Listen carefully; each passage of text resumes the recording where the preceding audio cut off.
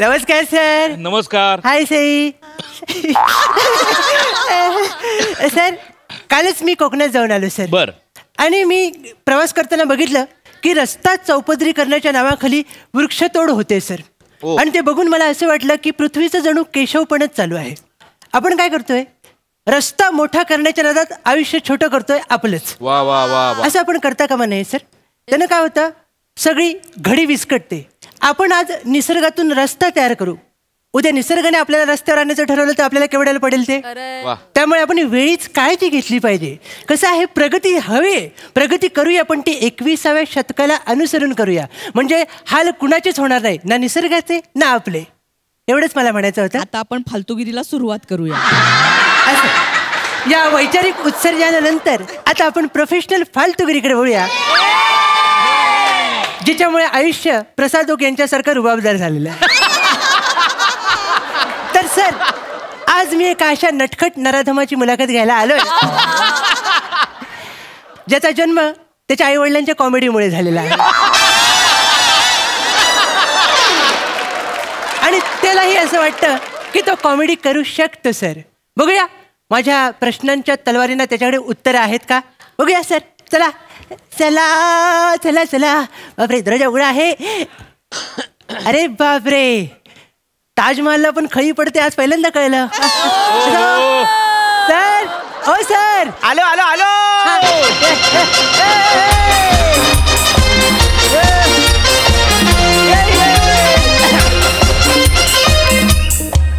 Raju I love you.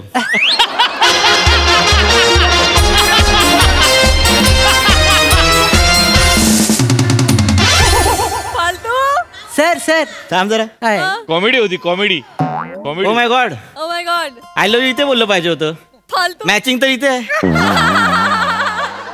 Sir sir मला बोलायचंय sir. काय बोल. स्किट कोणतंही असू दे, हा. इश्काची पताका बरोबर घेऊनच येता तुम्ही. एक मिनिट एक मिनिट एक मिनिट एक मिनिट. हा बोला सर. कोण आहेस तू. सर सर कोण आहेस तू? मी बोलाय सर. सर पहिल्या सीझन पासून हे कॅरेक्टर करतोय तरी हा प्रश्न कसा विचारू शकता सर. अरे यार बस बस. सर या सर बसा सर. हा त्याचं काय रे, आता ना जरा कामाचा व्याप वाढलाय. हो काय. थोड्या काही गोष्टी विसरायला होतात. सर हा. उगीच काही बोल नका. काय झालं? काहीही कामाचा व्याप वाढलेला नाहीये. आपल्याला कोण विचारत नाही सर. आपल्याला कोण विचारत नाही का. हा जो 4 चौघांचा जो इथे समाज बसलेला आहे त्याच्यात आपलं अस्तित्व हे 12 खडीतल्या त्या अक्षरासारखं आहे. अंग.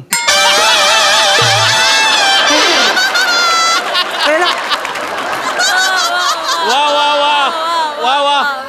मी तुला जो प्रश्न विचारला त्या प्रश्नाचं उत्तर दे. सर कुठलं. तुझं नाव काय. सॉरी सर ते काही काही ते बाबल्याच्या मला सगळं मला सांगायचं राहूनच गेलं. सर सर माझं नाव ची सौका म्हणजे चिन्मय सौमित्र काशीकर. अच्छा ती सौका म्हणजे तो फेमस मुलाखतकार. Yes yes yes. जो लांब लांब पल्ल्यांची वाक्य बोलतो आणि प्रसाद ओकांनी वन्स मोर दिल्यावर ज्याच्या डोळ्यात ससे दिसतात तो.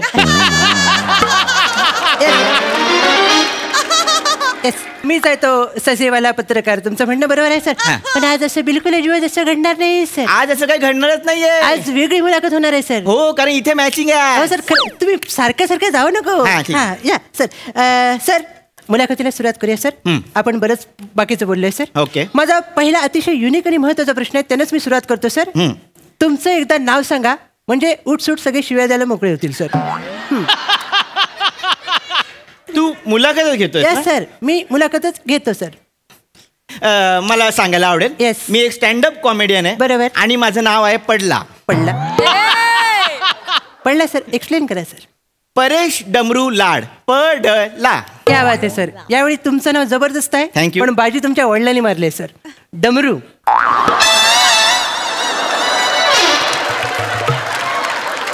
कसे आहेत, बरे आहेत ना ते. का खूप खेळवलं असेल ना त्यांना.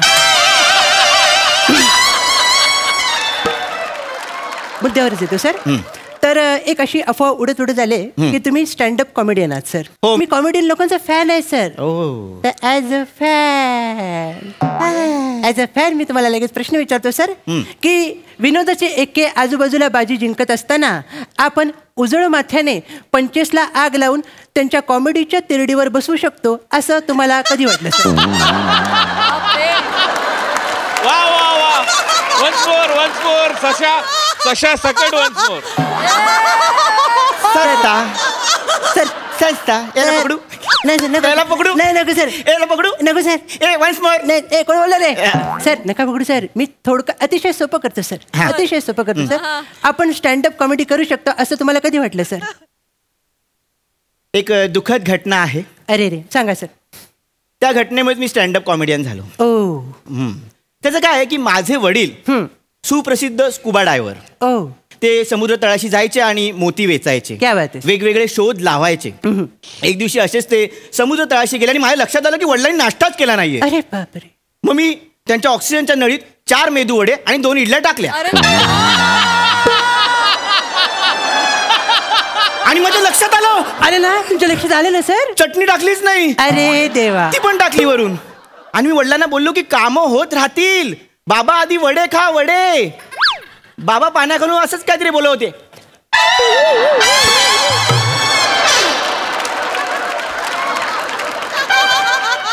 बाबा नेमकं काय बोलतात मला कळतच नव्हतं.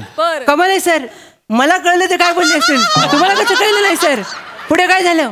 पुढे काय नाही माझे बाबा मेदू वड्यासारखे फुगून वर आले. अरे बापरे असं दे सर म्हणजे पण तुम्हाला वाईट नाही वाटलं सर.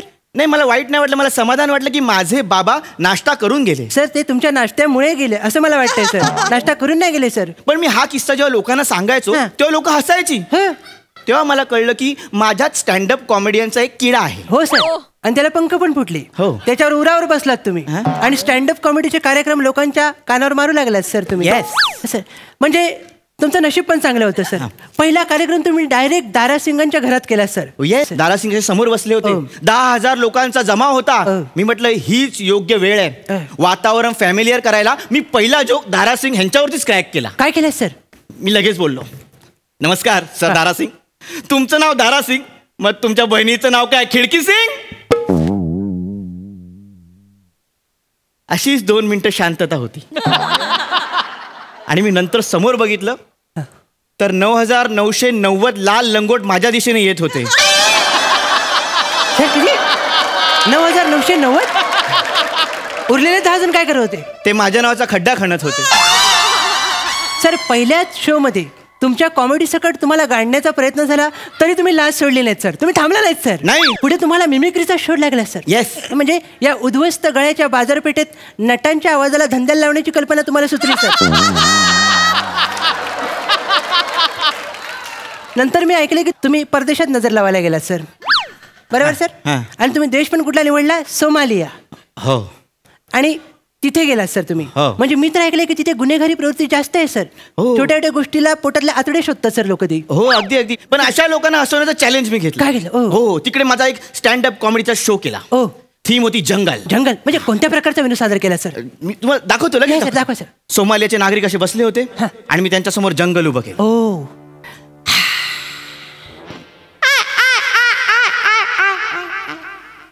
सर पक्षी ओळखता येत नाही काय होतं आवाज कुत्र्याचा आहे आणि पंख फडफडवत आहेत सर.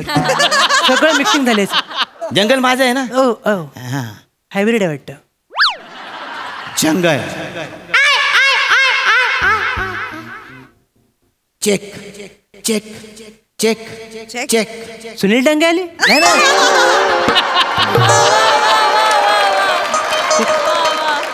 वाघ जंगलातून चालत आला. हा चेक चेक चेक चेक. बरोबर वाघाला बघितल्यावर लग्न होणारच सर. अरे साळींदर गेलं. साळींदर सू करून गेलं. हा माझं जंगल आहे ना. कुठलं जंगल आहे सर हे. साळींदर गेलं आणि तेवढ्यात सोमालियन नागरिकांना मी एक माझा प्रश्न विचारला. कोणता सर. आजी वनात 2 भाकऱ्या घेऊन आली. एक भाकरी आजीने खाल्ली तर आजीकडे किती भाकऱ्या उरल्या. 1. चूक चूक. कसं काय तू नीट ऐकलं नाहीस. मी नीट ऐकलं सर. काय आजीवनात 2 भाकरी घेऊन. नो आजी वनात 2 भाकऱ्या घेऊन आली. आजी वनात 2 भाकऱ्या घेऊन आली. आजीने 1 भाकरी खाल्ली मग दुसरी भाकरी नातीने खाल्ली असेल ना. किती भाकऱ्या उरल्या. 0. हा माईक कधी तुम्हाला काय बोलला नाही काय कधी.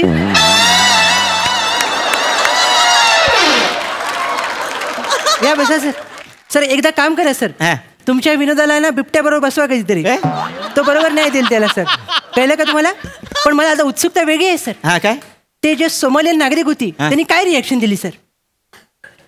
त्यांनी खूप रिॲक्शन दिल्या. काय सर? तू कधी सोमालियन टिक्का मसाला खाल्लास? नाही सर, तुम्ही खाल्ला? नाही, त्यांनी तो माझा बनवला. अच्छा, बनवला काय? पण हे सगळं चालू असताना एक बाई डोक्यावर पदर घेऊन कोपऱ्यात रडत होती. कोण सर? कॉमेडी. मी तिच्या जवळ जायचो, ती लांब जायची. मी जवळ जायचो, ती लांब जायची. अपेक्षितच आहे सर. तुम्हाला काय वाटतं? आता तुम्ही इथे बसलाय, ती बाई बोरिवलीत आहे सर. हा काय? नाही sir. येतच नाही ती. असू दे सर. आपण सर, आता मी काय म्हणतो, आपण खूप पापं झाली सर. बरोबर. आता आपण थांबूया सर. नाही, पण त्याच्या आधी मला तुला सांगायचं, जे तू लिहिशील हां.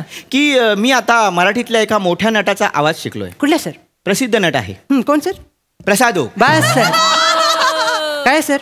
नाही, मी त्यांचा 4 लेअर मधला आवाज शिकलोय.